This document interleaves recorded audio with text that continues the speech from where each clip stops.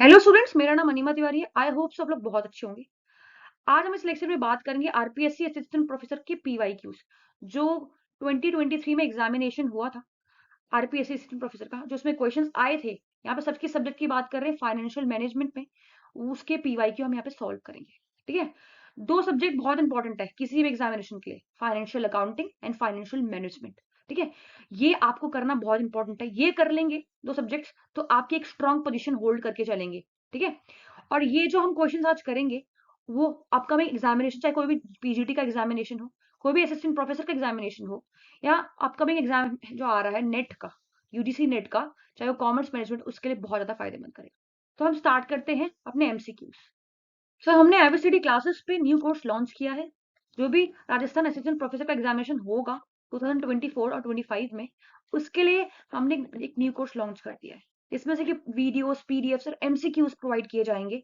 अगर आपको ज्यादा इन्फॉर्मेशन चाहिए तो आप वेबसाइट विजिट कर सकते हैं और ऐप भी विजिट कर सकते हैं, या कोई क्वेरीज हो तो आप कॉन्टेक्ट नंबर गिवन है वहां पे भी कॉन्टेक्ट कर सकते हैं। ठीक है, हम चलते हैं नेक्स्ट स्लाइड पे। सो क्वेश्चन स्टार्ट करने से पहले कुछ चीजों का ध्यान रखना है। फाइनेंशियल मैनेजमेंट में आपको 5 चैप्टर्स तो करके जाने ही जाने हैं, चाहे आप कोई चीज करो ना करो। और भी चीज करनी है, बट ये 5 चैप्टर तो मेन फोकस करना है। Cost of capital first, second capital structure, third capital budgeting, fourth leverage and fifth dividend policy. इनमें जो भी मेथड्स हैं, उनके में जो फॉर्मुलेज हैं, उनकी जो फॉर्मुलेज की एप्लीकेशन है और जो एजम्पशंस है सारे मेथड्स के, वो आपको पढ़ के जाने हैं। ये तो पढ़ के जाना ही जाना है 5 चैप्टर। ठीक है, जो जो मैंने बताया वो चीजें पढ़ लो, गारंटी देती हूँ आप फाइनेंशियल मैनेजमेंट के क्वेश्चंस कर पाओगे। अब हम चलते हैं अपने क्वेश्चंस पे।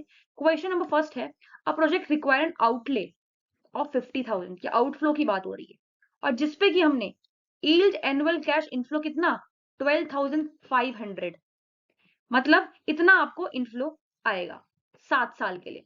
अब ये बोल रहा है इस प्रोजेक्ट का पेबैक पीरियड निकालो। देखो, ये कैपिटल बस्टिंग का क्वेश्चन है सबसे पहले। अब कैपिटल बस्टिंग में दो तरह के मेथड्स आते हैं। सबसे पहले ट्रेडिशनल, जिसको हम नॉन डिस्काउंटिंग मेथड कहते हैं। दूसरा मॉडर्न, जिसको हम डिस्काउंटिंग मेथड कहते हैं। ठीक है, जो ट्रेडिशनल मेथड है वो टाइम वैल्यू ऑफ मनी को कंसीडर नहीं करता, और जो डिस्काउंटिंग मॉडर्न मेथड है वो टाइम वैल्यू ऑफ मनी को कंसीडर करता है। तो ट्रेडिशनल या नॉन डिस्काउंटिंग मेथड है, उसके अंदर पहला मेथड ही आपके पास पे बैक पीरियड मेथड होता है। ठीक है, और पे बैक पीरियड का मतलब क्या होता है कि जो भी आपने इन्वेस्टमेंट की है तो उसमें जो रिटर्न आ रही है वो कितने सालों में आ रही है, उसे हम कहते हैं पे बैक पीरियड मेथड। ये पहला पॉइंट। दूसरा पॉइंट बहुत ही ज्यादा मेन है, ये डिफरेंशिएट करता है अलग मेथड से जो भी कैपिटल बजटिंग है। दूसरा पॉइंट ये है, जिस भी प्रोजेक्ट का पेबैक पीरियड सबसे कम होगा उसी को एक्सेप्ट करेंगे हम। ठीक है, फॉर एग्जांपल ये फर्स्ट, सेकंड, थर्ड, ये 3 प्रोजेक्ट थे, हमने इनके पेबैक पीरियड मेथड निकाले। तो फर्स्ट का पेबैक पीरियड हमने निकाला था 5 साल का, सेकंड वाले का निकाला, ये 2 साल में आ गया पेबैक पीरियड इसका रिटर्न, और थर्ड में 6 इयर्स में। तो कंपनी जो है किस प्रोजेक्ट को एक्सेप्ट करेगी, सेकंड वाले को प्रोजेक्ट को, क्योंकि इसका पेबैक पीरियड कितना सबसे कम था, 2 साल था। ठीक है, तो आई होप सबको पेबैक पीरियड मेथड या पेबैक पीरियड समझ आ गया होता क्या है। अब बताती हूँ, पेबैक पीरियड होता है ना, ये दो तरह से पेबैक होते हैं, आपको दो तरह से रिटर्न आती है। या तो एक इवनली आएंगी, मतलब हर साल एक ही रिटर्न आएंगी, 10,000 आ रही है तो 10,000 आएंगी। अनइवनली आएगी, मतलब इस साल 10,000 आ गई, अगले आने वाले साल 50,000 आ गई, तो ये अनइवनली आती है। तो यहाँ पे हमने जो मेथड, ये क्वेश्चन है ना, ये इवन वाला है। तो इन दोनों के फॉर्मूले जो है इवन अनइवन के अलग है। तो इवन का फॉर्मूला क्या है, इनिशियल इन्वेस्टमेंट अपॉन कैश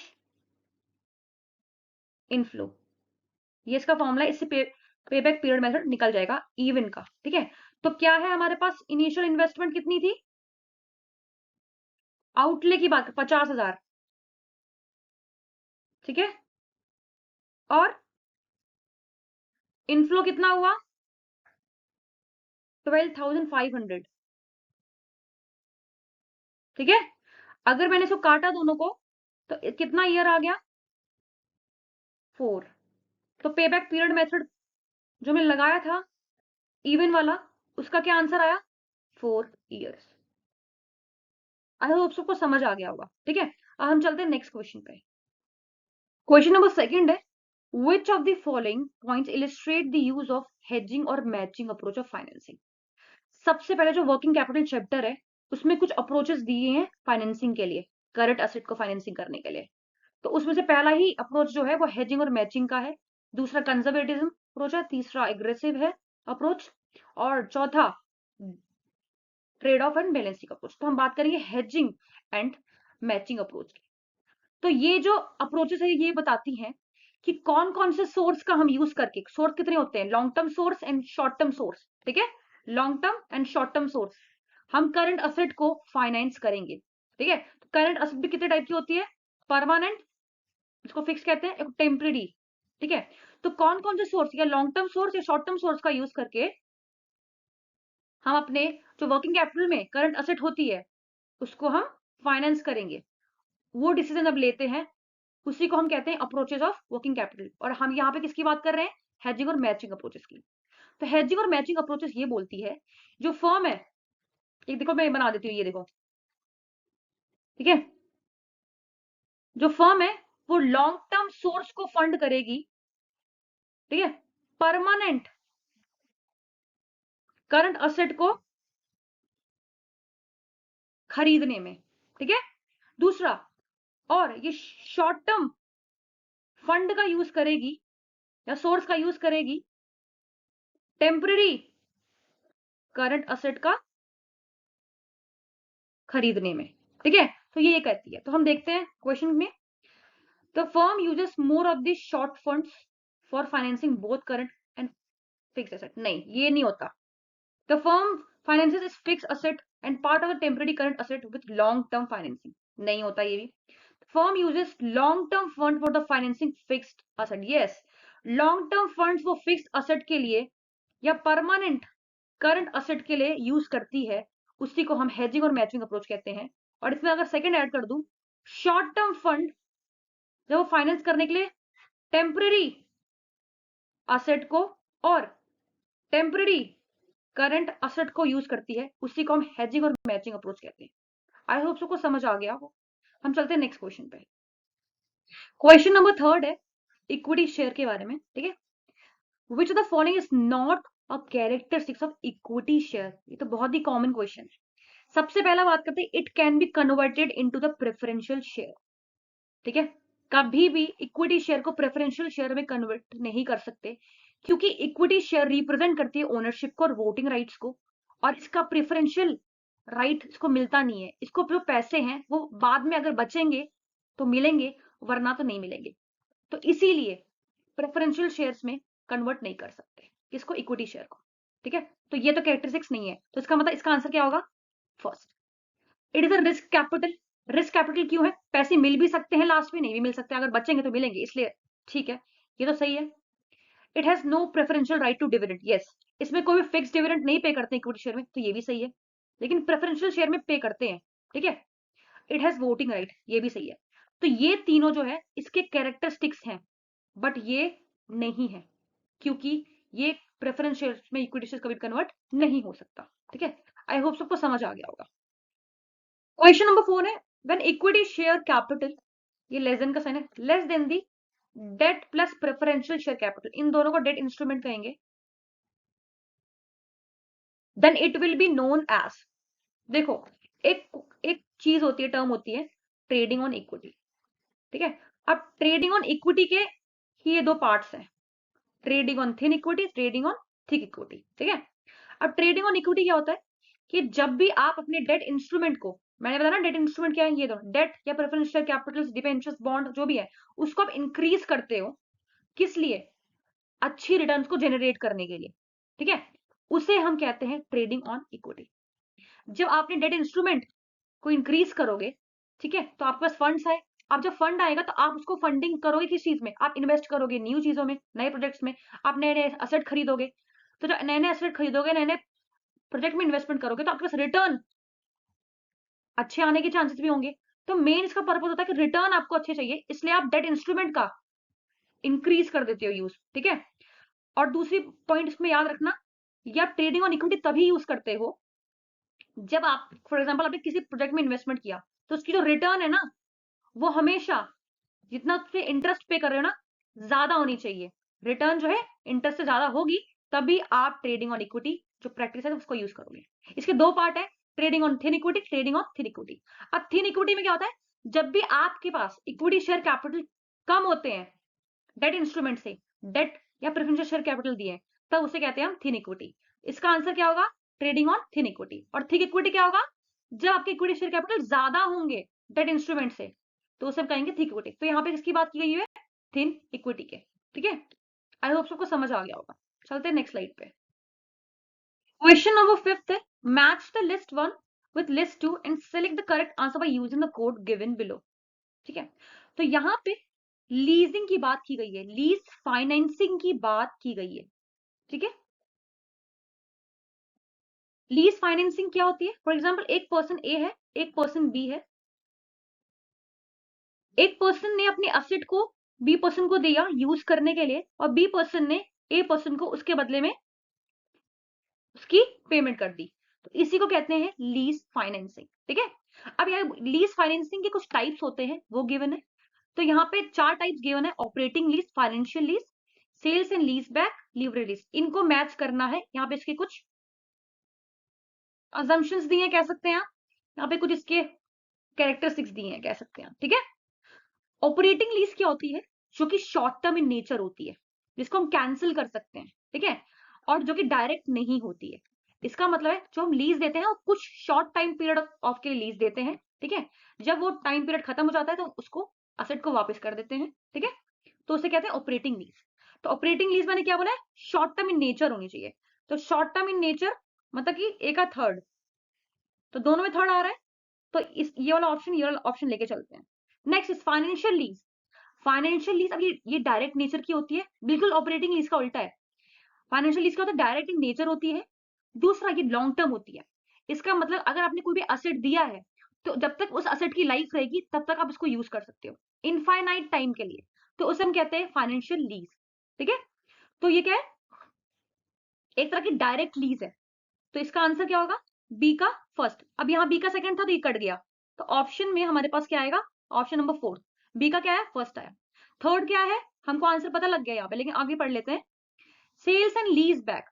ठीक है, सेल्स एंड लीज बैक का मतलब ये होता है आपके पास कोई भी असेट थी, ठीक है, या कोई भी आपके पास इक्विपमेंट्स कुछ भी, आपने उसको सेल कर दिया और जिसको सेल किया उसी से दोबारा से उसको लीज पे ले लिया। ठीक है, तो उसी को हम कहते हैं सेल्स और लीज बैक। इससे क्या होता है कि जो आपके पास प्रॉपर पैसे आ जाते हैं और आपके पास जो टैक्स में होता है ना उसमें गेन भी होता है। ठीक है, तो इसका आंसर क्या होगा, सी का सेकंड। ठीक है, अब डी लास्ट के लीवरेज लीज। लीवरेज लीज मतलब क्या होता है, आप किसी भी लेंडर थर्ड पार्टी से लोन लेते हैं और एक एसेट खरीद के उसको लीज पे दे देते हैं। ठीक है, तो उसी को कहते हैं हम लीवरेज लीज। तो इसका आंसर क्या होगा, डी का 4। तो आपका पास आंसर क्या होगा, ऑप्शन नंबर 4। आई होप सबको समझ आ गया होगा इस क्वेश्चन का। ठीक है, लीजिंग एक बहुत इंपॉर्टेंट एक टॉपिक है फाइनेंशियल मैनेजमेंट में, इसको कवर कर लीजिएगा। चलते हैं नेक्स्ट क्वेश्चन पे।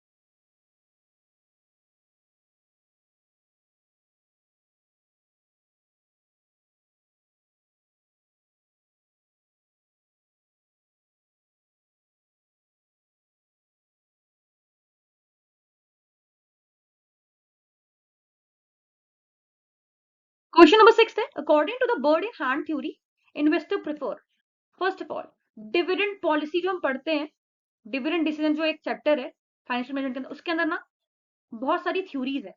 तो उसमें से एक थ्योरीज का नाम ही second name bird in hand theory है। तो पढ़ते हैं। सबसे पहले दो तरह की थ्योरी होती है, एक इररेलेवेंस थ्योरी होती है, एक रेलेवेंस थ्योरी होती है। रेलेवेंस थ्योरी के अंदर ही आपके पास वॉल्टर मॉडल आता है, एक गॉर्डन मॉडल आता है। ठीक है, अब जो गॉर्डन मॉडल है ना, इसी को हम बर्ड इन हैंड कहते हैं, याद कर लो इस गॉर्डन मॉडल को, जो कि थ्योरी ऑफ रेलिवेंस के अंदर आती है। ठीक है, थ्योरी ऑफ इररेलेवेंस में कौन कौन से आते हैं, आपके पास एक रेसिडुअल मॉडल अप्रोच आती है, एक MM मॉडल आती है। ठीक है, थ्योरी ऑफ इररिलेवेंस का मतलब क्या होता है, डिविडेंड पॉलिसी जो है वो अफेक्ट नहीं करती किस पे, वैल्यू ऑफ फर्म पे, और रेलिवेंस से मतलब डिविडेंड पॉलिसी अफेक्ट करती है वैल्यू ऑफ फर्म पे। तो हम यहाँ बात कर रहे हैं गॉर्डन मॉडल की। तो ये गॉर्डन मॉडल जो जिसका नाम सेकंड नाम है बर्ड इन हैंड थ्योरी, ये कहता है कि जो भी आपके पास अभी अगर मान लो कोई भी डिविडेंड मिल रहा है वो हायर रेट पे मिल रहा है, ठीक है, एज कंपेयर टू जो भी फ्यूचर में कैपिटल गेन मिलेगा उसको हम एक्सेप्ट कर लेंगे। मतलब जो अभी मान लो फॉर एग्जांपल आपको डिविडेंड मिल रहा है सबसे ज्यादा हायर, जो डिविडेंड है वो अभी की बात कर रहे हैं, अभी आपको बहुत ज्यादा मिल रहा है किससे, जो कि फ्यूचर में कैपिटल गेन होने वाली है। इसका मतलब जो भी आप फ्यूचर में कैपिटल बेचोगे उसको बेच के जो गेन होगी वो फ्यूचर में मिलेगी, तो वो उसकी क्या है, कम होगी। और डिविडेंड आज जो मिल रहा है वो हायर है, तो उसी को हम कहते हैं बर्ड इन हैंड। जो आज आपको हायर मिल रहा है उसको एक्सेप्ट कर लो, फ्यूचर की चिंता छोड़ दो, तो उसका आंसर क्या होगा, higher dividend over potential future gains. उसी को हम कहते हैं बर्ड इन हैंड थ्योरी, उसी को कहते हैं हम गोल्डन मॉडल थ्योरी, जो कि थ्योरी ऑफ रेलिवेंस के अंदर आता है डिविडेंड पॉलिसी में। ये एक डिविडेंड पॉलिसी बहुत बड़ा चैप्टर बन सकता है, 1 घंटे का इस पे लेक्चर होगा, बट अभी हम बात कर रहे हैं सिर्फ यहाँ पे बर्ड इन हैंड थ्योरी की। आई होप सबको समझ आ गया होगा। क्वेश्चन नंबर 7 है इकोनॉमिक ऑर्डर क्वांटिटी का। सबसे पहले इकोनॉमिक ऑर्डर क्वांटिटी के जितने भी न्यूमेरिकल्स है आते हैं, बहुत इजी होते हैं, इसको ट्रिपल स्टार मार्क कर लो इस क्वेश्चन को। ऐसे क्वेश्चन हर एक पेपर में, कोई भी पेपर हो, पूछे जाते हैं, बहुत बहुत बहुत इंपॉर्टेंट है। इकोनॉमिक ऑर्डर क्वांटिटी जो है जो आपके पास फाइनेंशियल मैनेजमेंट में इन्वेंट्री मैनेजमेंट जो भी एक चैप्टर है उसका एक मेथड है। इकोनॉमिक ऑर्डर क्वांटिटी की जब हम बात करते हैं, हम बात करते हैं आइडल ऑर्डर साइज की। इसका मतलब ऑर्डर साइज ऐसा होना चाहिए, इतना अच्छा होना चाहिए, इतना आइडल होना चाहिए कि जितनी भी आपके पास कॉस्ट होती है, जैसे carrying cost, storage cost, buying cost, ordering cost होती है ना, वो कम हो जाए, मिनिमाइज हो जाए, और आपका डिमांड जो है प्रॉपर तरीके से प्रॉपर टाइम पे मीट हो जाए, उसी को कहते हैं हम इकोनॉमिक ऑर्डर क्वांटिटी। ठीक है, इसका फॉर्मूला क्या होता है, two annual demand A, B boring cost या बाइंग कॉस्ट या ऑर्डरिंग कॉस्ट, एस स्टोरेज या कैरिंग कॉस्ट, ये इसका फॉर्मूला होता है। ठीक है, तो यहाँ पे हमको ऑर्डरिंग कॉस्ट गिवन है 200, और आपके पास जो आपके पास इन्वेंटरी की केयरिंग कॉस्ट है 10% गिवन है किस पे, आइटम कॉस्ट पर यूनिट पे, मतलब कि 10% 100 का निकालना होगा आपको। और एनुअल डिमांड ए भी गिवन आपको 4000, सीधा आपको पुट करके आंसर निकालना है। ठीक है, जब कैसे, आइटम कॉस्ट कितनी गिवन है 100, ठीक है, ऑर्डरिंग कॉस्ट कितनी गिवन है 200, ठीक है, तो सबसे पहले 2 इंटू कितनी एनुअल डिमांड है 4000, ठीक है, फिर उसके बाद आपके बाइंग या आपके पास ऑर्डरिंग कॉस्ट कितनी गिवन है 200, ठीक है, ठीक है, और आपके पास क्या बोला, केयरिंग कॉस्ट किसका 10% किसका है, आइटम कॉस्ट पर एनम का। इसका मतलब कि 10% आपको किसका निकालना है, किसका निकाला 10%, आइटम कॉस्ट पर एनम का, मतलब 100 का। ठीक है, ठीक है, तो ये ऐसे फॉर्मूला लगाना है। तो जब आपको सॉल्व करोगे तो आपके पास कितनी यूनिट आ रही है 400 पर, इसका आंसर क्या होगा 400 यूनिट्स। इकोनॉमिक ऑर्डर क्वांटिटी कितनी हुई 400 यूनिट्स। आई होप सबको समझ आ गई होगी। चलते हैं नेक्स्ट क्वेश्चन पे, और इस क्वेश्चन को डबल ट्रिक ट्रिपल ट्रिक कर लो, बहुत इंपॉर्टेंट है, हर जगह पूछा जाता है। क्वेश्चन नंबर 8 है, the client effect suggest that dividend policy influenced by. सबसे पहले क्लाइंट इफेक्ट क्या होता है वो पढ़ते हैं, आपको आराम से क्वेश्चन का आंसर दे पाएंगे। ये डिविडेंड पॉलिसी के अंदर इफेक्ट पड़ता है। जब क्लाइंट इफेक्ट की बात करते हैं तो हम बात करेंगे सबसे पहले इन्वेस्टर पॉइंट ऑफ व्यू से, इन्वेस्टर्स की इसमें बात होती है सबसे पहले। ठीक है, क्लाइंट इफेक्ट क्या होता है, यहाँ पे कुछ स्पेसिफिक इन्वेस्टर होते हैं, वो फॉर एग्जाम्पल ए कंपनी है, उन्होंने एक पॉलिसी बनाई कि हम डिविडेंड हायर देंगे, तो उस पॉलिसी को डिविडेंड हायर वाली उसको देखिए वो अट्रैक्ट हो गया और इन्वेस्ट कर दिया। तो इन फ्यूचर कंपनी ने उस जो पॉलिसी बनाई थी डिविडेंड वाली उसको रिड्यूस कर दिया, हायर डिविडेंड से लोअर डिविडेंड पर चले गए। तो अब इन्वेस्टर ने क्या सोचा कि अब इन्होंने पॉलिसी अगर अपनी चेंज कर ली तो मैं अब दूसरी कंपनी में शिफ्ट होऊंगा। तो जब जैसे ही वो दूसरी कंपनी में शिफ्ट होता है तो वहां पे जो कंपनी की स्टॉक प्राइस है ना वो फ्लक्चुएट कर जाती है। जब वो फ्लक्चुएट करती हैं तो जो इफेक्ट पड़ता है उसी को हम क्लाइंट इफेक्ट कहते हैं।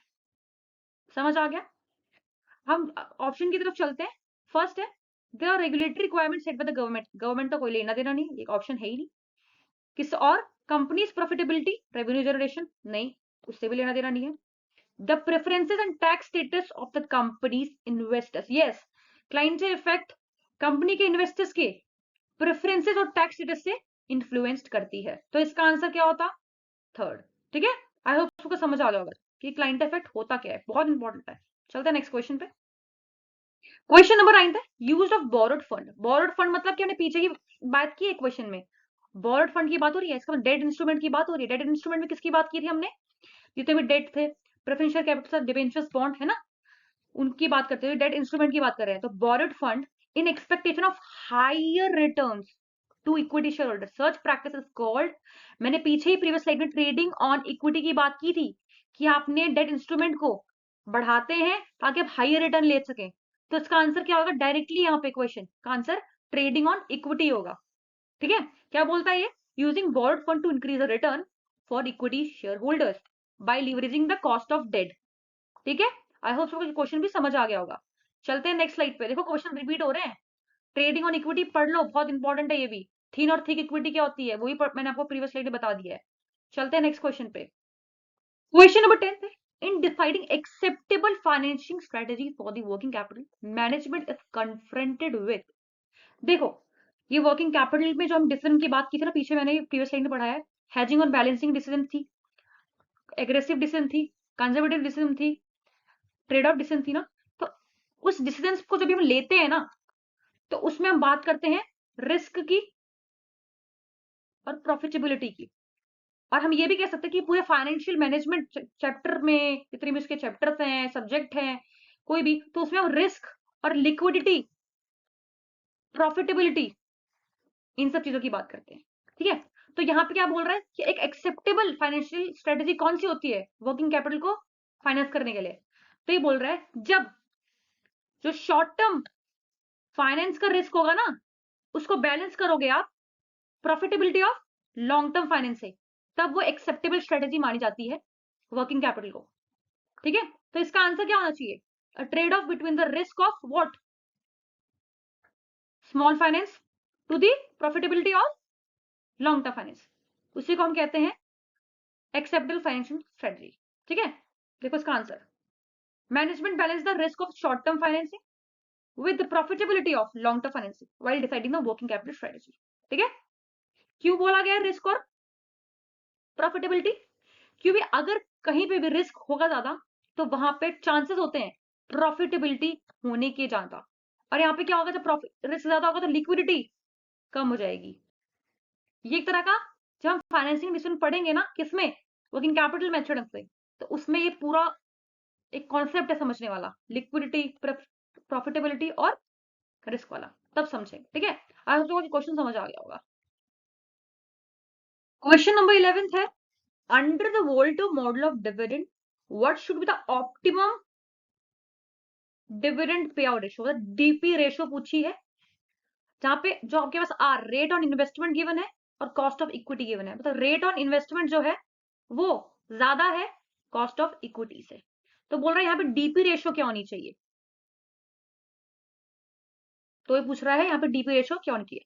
अब डिविडेंड पॉलिसी के अंदर, ठीक है, हमारे पास दो तरह के क्या थे, मॉडल्स थे या मेथड्स जो कह सकते हैं, थ्योरीज कह सकते हैं, जिसमें कि सबसे पहला मॉडल था रेलिवेंस मॉडल, दूसरा था इरेलीवेंस मॉडल। रेलिवेंस मॉडल का मतलब क्या होता है? डिविडेंड पॉलिसी अफेक्ट करती है वैल्यू फर्म को, irrelevance dividend policy value firm को अफेक्ट नहीं करती। ठीक है, अब जो रेलिवेंस मॉडल के अंदर ना दो तरह के मॉडल थे, हमने प्रीवियस स्लाइड में बताया मैंने सब कुछ, ये सब, एक गॉर्डन मॉडल, एक वोल्टर मॉडल। तो ये वोल्टर मॉडल के अकॉर्डिंगली पूछ रहा है कि अगर रेट ऑफ इन्वेस्टमेंट ज्यादा होता है कॉस्ट ऑफ इक्विटी से, तो डीपी रेशियो क्या होगा? अब जो रेट ऑफ इन्वेस्टमेंट है, इसका मतलब यहाँ पे रिटेन्ड अर्निंग जो है वो 100% है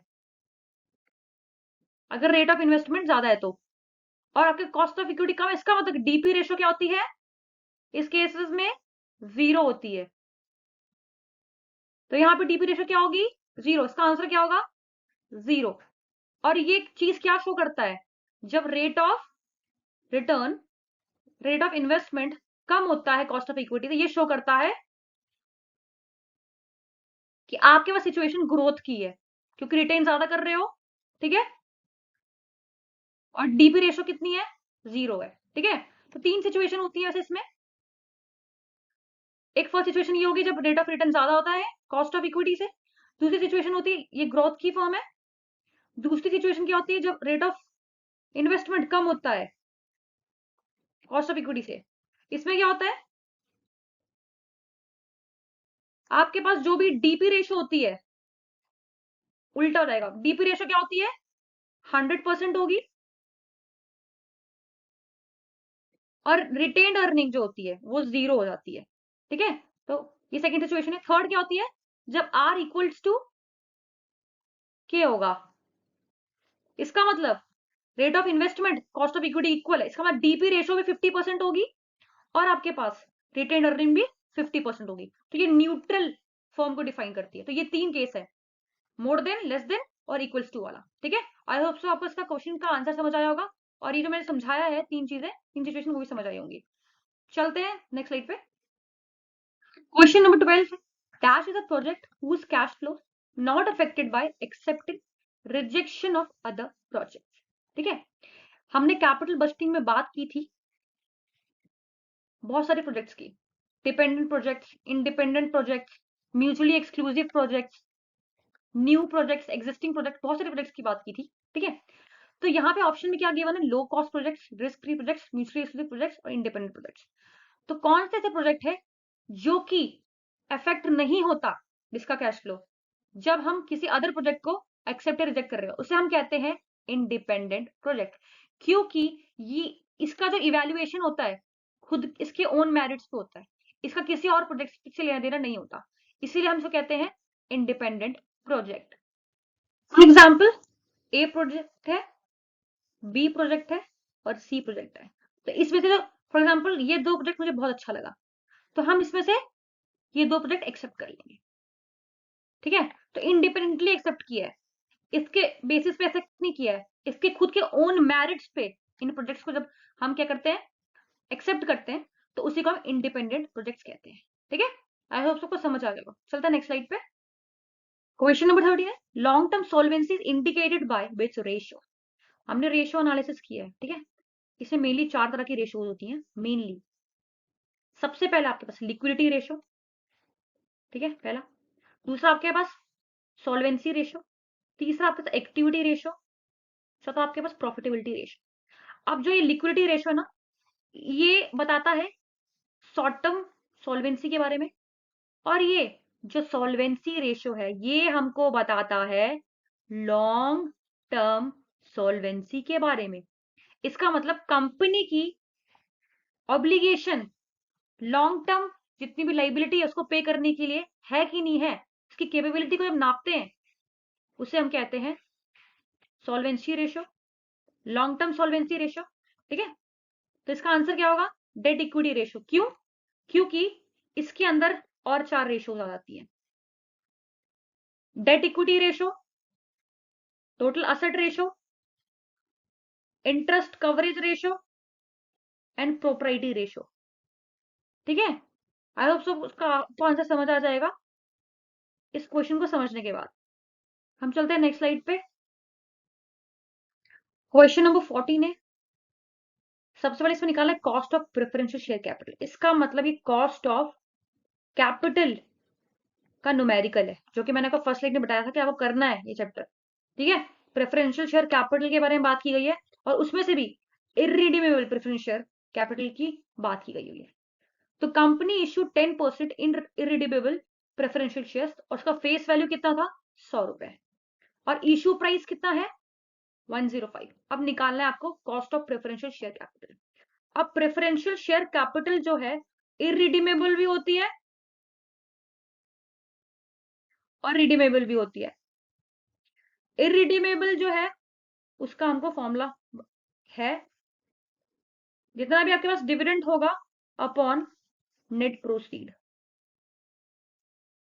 या आपको नेट प्रोसीड को हम क्या कहते हैं, मार्केट प्राइस या इशू प्राइस। ठीक है, इनटू 100।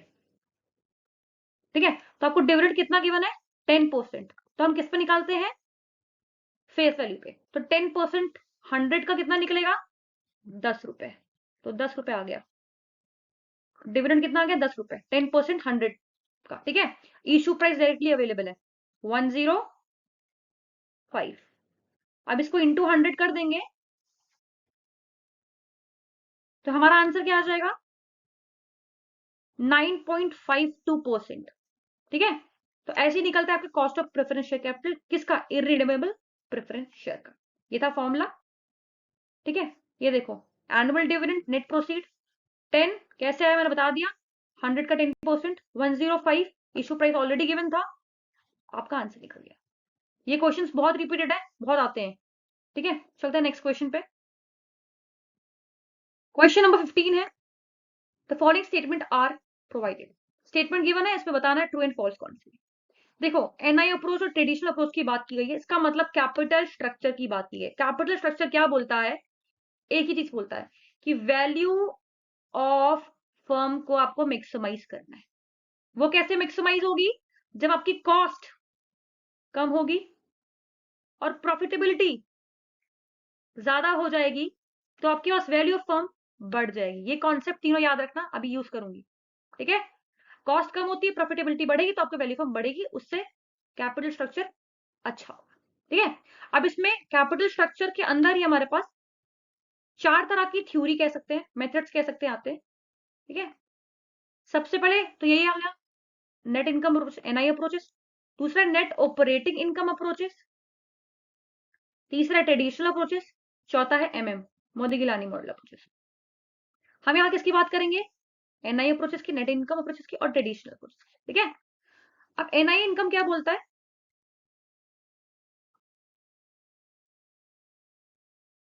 जैसे जैसे आपकी कॉस्ट ऑफ डेट, जैसे जैसे आप डेट बढ़ाते जाओगे वैसे वैसे आपकी कॉस्ट ऑफ इक्विटी कांस्टेंट हो जाएगी और ओवरऑल कॉस्ट ऑफ कैपिटल केओ कम हो जाएगी। मैंने यहाँ क्या बात की थी, जब आपके पास ओवरऑल कॉस्ट ऑफ कैपिटल जो कम होती है तो आपके पास प्रॉफिटेबिलिटी बढ़ेगी और वैल्यू ऑफ फर्म भी बढ़ेगी। तो इसका मतलब एनआई अप्रोच में जब ओवरऑल कॉस्ट ऑफ कैपिटल कम हो रही है, इसका मतलब वैल्यू ऑफ फर्म क्या हो जाएगी, बढ़ जाएगी। तो इसका मतलब capital structure decision is relevant to the valuation of firm. Yes, ये चीज करेक्ट है क्योंकि यहाँ पे मैंने एक्सप्लेन कर दिया है वैल्यू ऑफ फर्म यहाँ बढ़ रही है एनआई अप्रोच में, तो ये चीज सही है। दूसरा ट्रेडिशनल अप्रोच, ये बोलता है the cost of equity independent of amount of debt है, बिल्कुल गलत। मतलब कि ये बोल रहा है अगर मान लो अमाउंट ऑफ डेट मतलब केडी अगर बढ़ती है तो कॉस्ट ऑफ इक्विटी जरूरी नहीं है कि वो बढ़ेगी, ये बोल रहा है। बट ऐसा नहीं होता, जब भी केडी बढ़ेगा मतलब कॉस्ट ऑफ डेट या अमाउंट ऑफ डेट बढ़ेगा तो आपका कॉस्ट ऑफ इक्विटी मतलब के ई वो बढ़ेगा ही बढ़ेगा, क्योंकि यहाँ पे फाइनेंशियल रिस्क हो जाता है। तो ये स्टेटमेंट क्या है, गलत है। तो इसका आंसर सही क्या होगा, statement 1 is true and statement second is false. I hope so समझ आ गया होगा आपको ये क्वेश्चन अच्छा ढंग से। जो भी अप्रोचेस है इसमें उसके मेथड्स पढ़ लेना है, उसके फॉर्मुलेस पढ़ लेने, असम्पशंस पढ़ लेने, जितने भी कैपिटल स्ट्रक्चर में 4 मेथड मैंने बताया है। ये चैप्टर खत्म हो जाएगा कैपिटल स्ट्रक्चर वाला, ठीक है। चलते हैं नेक्स्ट स्लाइड पे।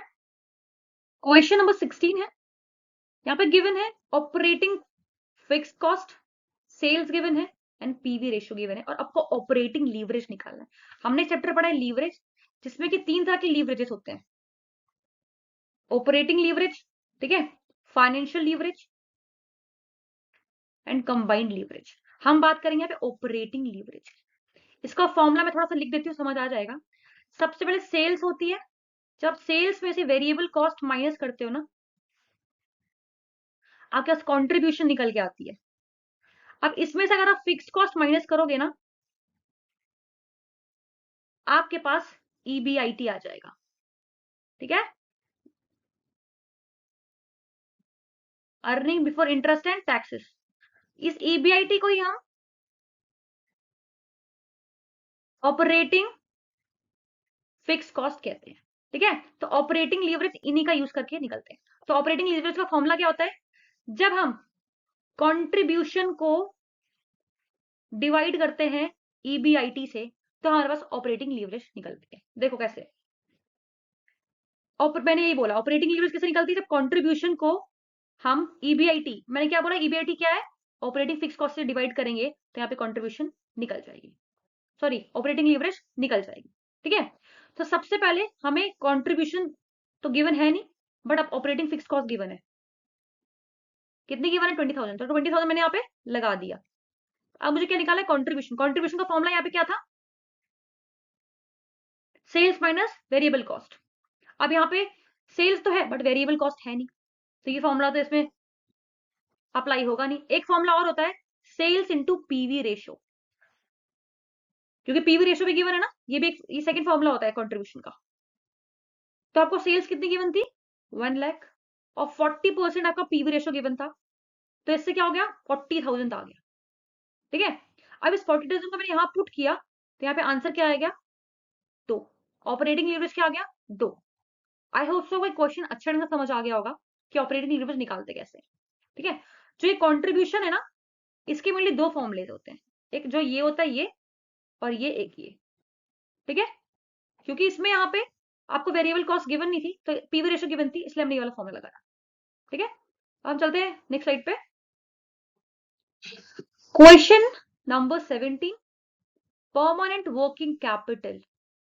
मैंने प्रीवियसली स्लाइड में ही बात की थी परमानेंट वर्किंग कैपिटल। सबसे पहले वर्किंग कैपिटल की अगर आप बात करते हैं तो हम बात करते हैं करंट एसेट की, सबसे पहले तो माइंड में ये रख लेना। और दूसरी बात, ये परमानेंट है, ये फिक्स्ड है। इसका मतलब परमानेंट फिक्स्ड है तो लॉन्ग टर्म की बात करेंगे हम इसमें। ठीक है, तो देखो किस ऑप्शन में लॉन्ग टर्म आ रहा है। करंट लाइबिलिटी तो आती नहीं क्योंकि मैंने करंट एसेट, ये कोई ऑप्शन होगा नहीं। ठीक है, फिक्स एसेट की इसमें बात नहीं हो रही क्योंकि इसमें करंट एसेट की बात हो रही है, ये ऑप्शन होगा नहीं। अकाउंट पेबल्स होगा नहीं। अब बात करते हैं first option, the amount of current asset required to meet firm's की लॉन्ग टर्म मिनिमम नीड्स, उसे ही हम कहते हैं परमानेंट या फिक्स्ड वर्किंग कैपिटल। ये इसका करेक्ट आंसर है। थोड़ा सा एक्सप्लेन कर देते हैं। Permanent working capital represent the minimum level of current asset, मतलब वो minimum level long term need का जो कि आप कोई ऑपरेशन कर रहे हो ना, वो सस्टेन कर सको। और ये किसी भी फिक्स एसेट या कोई लाइबिलिटी से लिंक्ड नहीं होते, जैसे कि क्वेश्चन में क्या था, लाइबिलिटी नहीं होती है, फिक्स एसेट नहीं होते। ठीक है, फॉर एग्जाम्पल आप कोई रिजर्व या सरप्लस की बात करते हो तो परमानेंट वर्किंग कैपिटल की आप बात कर रहे हो।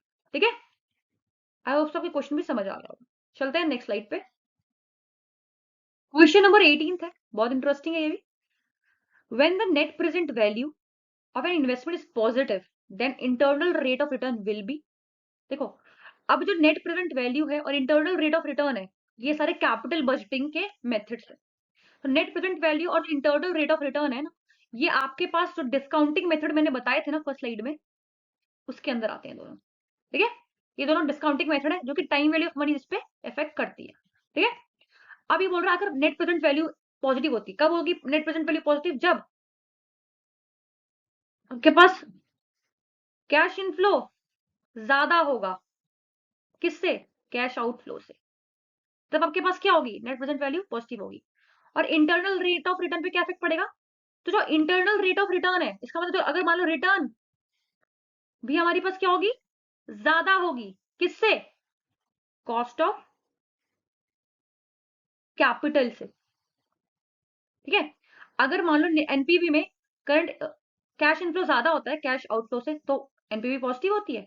तो इंटरनल रिटर्न में भी ऐसे ही होगा, जब इंटरनल रेट ऑफ रिटर्न मतलब रिटर्न अगर ज्यादा होगा कॉस्ट से, तो इसका मतलब क्या होता है, तब वहां पे एनपीवी पॉजिटिव होती है। तो इसका आंसर क्या होना चाहिए, greater than the opportunity cost of capital, तभी एनपीवी पॉजिटिव होगी। ठीक है, समझ आया आप, सो आपको समझ आ गया होगा। चलते हैं नेक्स्ट स्लाइड पे। क्वेश्चन नंबर 19 है, firms cost of capital is average cost of which capital. देखो, जो फर्म की कॉस्ट ऑफ कैपिटल है उसे हम weighted average cost of capital कहते हैं। अब जो weighted average cost of capital है, उसके अंदर ऑल सोर्स ऑफ कैपिटल आती हैं, मतलब जितनी भी सोर्सेज, हम इक्विटी, प्रेफरेंस, डिविडेंड, वो सारी चीजें आती हैं। फर्म कॉस्ट ऑफ कैपिटल क्या बोलते हैं, weighted average cost of capital, और weighted average cost of capital को ऑल सोर्स ऑफ फाइनेंस या all source of cost of capital कहते हैं। और ये जो कॉस्ट ऑफ कैपिटल के अंदर हमने बहुत सारी पढ़ी है, explicit cost, implicit cost, weighted average cost of capital, composite cost, future cost, historical cost, उसमें से इसमें आपका किसकी बात की गई हुई है, weighted average cost of capital. इसका मतलब सारे सोर्स ऑफ कैपिटल की बात की गई है। देखो, इसमें क्या लिखा हुआ है, all source of finance including equity, debt, preferential capital, सब जितने भी फाइनेंसेस होते हैं सब इसमें आ जाते हैं, उसी को हम कहते हैं फर्म्स कॉस्ट ऑफ कैपिटल। ठीक है, अब चलते हैं नेक्स्ट स्लाइड पे। क्वेश्चन नंबर 20 है, पहले देख लीजिए, ऑपरेटिंग लीवरेज पूछा गया, फिर वही क्वेश्चन सेम आया है। ठीक है, फिर वही क्वेश्चन आ गया है। सबसे पहले ऑपरेटिंग लीवरेज जो है, लीवरेज का ही एक मेथड है। इसका फॉर्मूला क्या था? Contribution upon EBIT. ठीक है, बहुत इजी है। इस ईबीआईटी को ही हमने पीछे क्या बोला था? Operating fixed cost. ठीक है, अब हम निकालते हैं इसमें कि ऑपरेटिंग लीवरेज कैसे निकलती है। सबसे पहले अगर आपने सेल्स में से वेरिएबल कॉस्ट अगर माइनस कर दोगे, उस वो निकलता है हमारा कंट्रीब्यूशन। अब कंट्रीब्यूशन में से फिक्स्ड कॉस्ट माइनस कर दोगे, आपका यहां पे निकल जाता है ईबीआईटी। ठीक है, तो ये हमारा ऑपरेटिंग लीवरेज। ऑपरेटिंग लीवरेज का फॉर्मूला क्या था? Contribution upon EBIT. ईबीआईटी को क्या कहते हैं हम? Operating fixed cost. ठीक है, अब देखो यहां पे आपको गिवन है X Y limited manufacturers 30,000 unit with variable cost of 20 per unit और sales them at 30 per unit. इसका मतलब क्या? आप कंट्रीब्यूशन कैसे निकाल सकते हो? Sales minus variable cost. तो यहाँ पे वेरिएबल कॉस्ट ये गिवन है, सेल्स गिवन है, निकल जाएगा contribution. Fixed cost for the period was, इसका फिक्स्ड कॉस्ट मतलब ये वाली कॉस्ट ईबीआईटी जो ऑपरेटिंग फिक्स वो गिवन है आपकी कितनी? 1 लाख रुपए। तो ऑपरेटिंग लीवरेज आप डायरेक्टली निकाल लोगे। कैसे? देखो ऑपरेटिंग लीवरेज का फॉर्मूला ये था कंट्रीब्यूशन अपॉन ईबीआईटी, जैसे कि मैंने बताया। कंट्रीब्यूशन कैसे निकालना था आपको? Sales minus variable cost. Sales कितनी थी हमारी? 30, तो माइनस हमने कितने की सेल हुई थी? 30,000 की, तो इसको मल्टीप्लाई किया मैंने। सेल्स, ये सेल्स है, माइनस वेरिएबल कॉस्ट कितनी थी? ये यूनिट में, तो इतने की यूनिट सेल की थी, इसलिए इसको मल्टीप्लाई कर दिया 30 से, 30,000 को, और इस वेरिएबल कॉस्ट से माइनस कर दिया, तो कितना आया? 3 लाख रुपीज। ठीक है, अब हमने क्या निकालना है? ईबीआईटी। ईबीआईटी कैसे निकलता है? क्योंकि हमें फिक्स्ड कॉस्ट गिवन थी, कितनी गिवन है? 1 लाख रुपीज। ठीक है, और कंट्रीब्यूशन कितना आ गया हमारे पास? 3 लाख रुपीज। तो कंट्रीब्यूशन माइनस फिक्स्ड कॉस्ट क्या निकल गया हमारे पास? ईबीआईटी। इसका मतलब कंट्रीब्यूशन और ईबीआईटी दोनों निकल गया। कंट्रीब्यूशन कितना था? 3 लाख, और आपके पास ईबीआईटी कितनी थी? 2 लाख। इसे इसको डिवाइड किया, आंसर विल बी 1.5। समझ आया? बस ये जो चीज मैंने बताई है इसको फॉलो कर लोगे, कोई भी क्वेश्चन आएगा सॉल्व हो जाएगा, और प्लस फॉर्मूला तो याद करने को पड़ेगा। ठीक है, चलते हैं नेक्स्ट स्लाइड पे। Question number 21, which of the following is true for inventory management? जो economic order quantity, ABC analysis, just in time, ये इन्वेंट्री मैनेजमेंट में आता है, इनके एक मेथड्स है, तो उनके बारे में बताना है कौन सी चीज ट्रू है। ठीक है, जो इकोनॉमिक ऑर्डर क्वांटिटी बोल रहा है कि has minimum total cost per order. मैंने इकोनॉमिक ऑर्डर क्वांटिटी में क्या बात की थी? मिनिमाइज करना कॉस्ट को, जो भी ऑर्डरिंग कॉस्ट है या कैरिंग कॉस्ट है, वही इसका एक ऑब्जेक्टिव होता है, तो ये चीज सही है, ये ट्रू है। एबीसी एनालिसिस में क्या होता है? 3 कैटेगरीज में डिवाइड करते हैं। एबीसी का मतलब always better control. A category जिसमें कि हाई प्राइस गुड होते हैं, बी कैटेगरी जिसमें मीडियम प्राइस गुड होते हैं, सी कैटेगरी जिसमें कि लो प्राइस होते हैं। ए कैटेगरी में इसलिए वो ये क्या बोल रहा है? लीस्ट वैल्यू गुड्स होते हैं। गलत हो गया ये, क्योंकि ए कैटेगरी में हाई प्राइस गुड होते हैं। ठीक है, just in time system is a demand push system of manufacturing. गलत है ये डिमांड पुश नहीं होता, ये डिमांड पुल सिस्टम होता है। पुश एंड पुल में डिफरेंस क्या है? पुश का मतलब होता है जब भी आप कोई चीज प्रोड्यूस कर रहे हो, वो डिमांड फोरकास्ट करके प्रोड्यूस कर रहे हो। पुल में क्या होता है? जब भी कोई चीज आप प्रोड्यूस कर रहे हो, गुड्स प्रोड्यूस कर रहे हो, वो एक्चुअल डिमांड के बेसिस पे प्रोड्यूस कर रहे हो। इसलिए जस्ट इन टाइम क्या है? पुल सिस्टम ऑफ मैन्युफैक्चरिंग है। ठीक है, तो इसका आंसर क्या होगा? करेक्ट क्या है? सिर्फ फर्स्ट। ठीक है, देखो अब एक्सप्लेनेशन में वही गिवन है जो मैंने आपको बताई है। ठीक है, तो यहाँ पे ये क्वेश्चंस जो है, सीरीज जो है आरपीएससी प्रोफेसर पीवाईक्यू की खत्म होती है। कोई भी क्वेरीज होंगी, आई होप सो आपको आज का लेक्चर या सीरीज समझ आई होगी अच्छे ढंग से। ठीक है, अच्छी लगी होगी। इस वीडियो को लाइक कर दीजिए। कोई भी क्वेरीज होती है, कोई भी प्रॉब्लम होती है, आप कमेंट बॉक्स में पूछ सकते हैं। ठीक है, एवरीस्टडी क्लासेस को लाइक शेयर सब्सक्राइब करें। Thank you very much.